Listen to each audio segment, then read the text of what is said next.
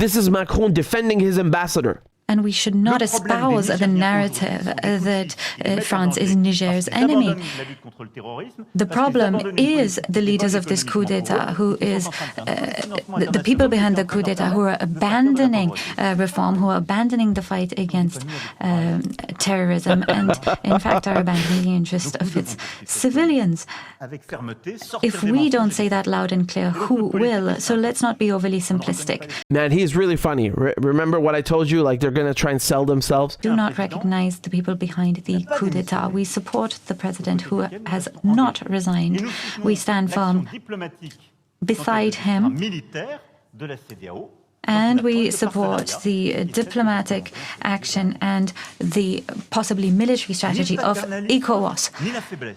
Right, so he's saying we support the invasion and all this stuff, and this is at the conference. This is in Paris.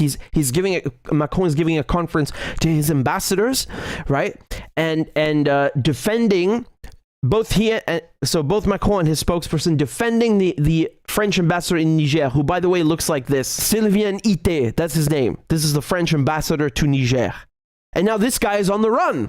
He is literally on the run because the government in Niger have told the police to arrest him and kick him out of the country. Expulsion. That's the exact word they did. Kick out. He's persona non grata, right? Persona non grata. That means you are not welcome in the country. Even as a tourist. Out. Get out. I mean, look, man. Any person, just a regular person, would be humiliated by this. Really humiliated. Like, you would just leave and get the fuck out the country now, right? This guy is not only a foreigner in Niger, he is the ambassador. That means he represents Emmanuel Macron and the entire French country. He is their representative in Niger. And remember, this is a former colony. So it's not just any country telling you get out and he still refuses. This is France, the country that colonized Niger, that still colonizes Niger, refusing to get out. You know, business as usual. We're not leaving. So he didn't come to the meeting, as I told you. What was the next step?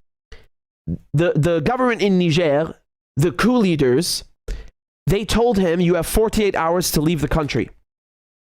What do you think he did? He ignores it. He completely ignores it.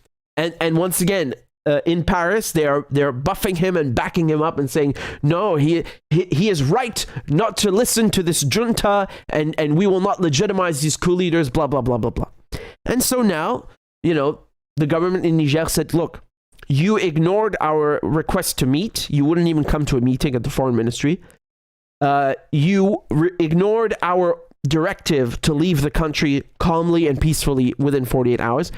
Now we will cancel your visa and we will cancel your diplomatic credentials. You are persona non grata. Get out of the country. So the police have every right to arrest him. Remember, the Vienna Convention only affords diplomatic personnel, ambassadors or otherwise, immunity if they are actually recognized as diplomats in the country. He is no longer a diplomat in this country. Maybe he's a diplomat in France, but not in Niger.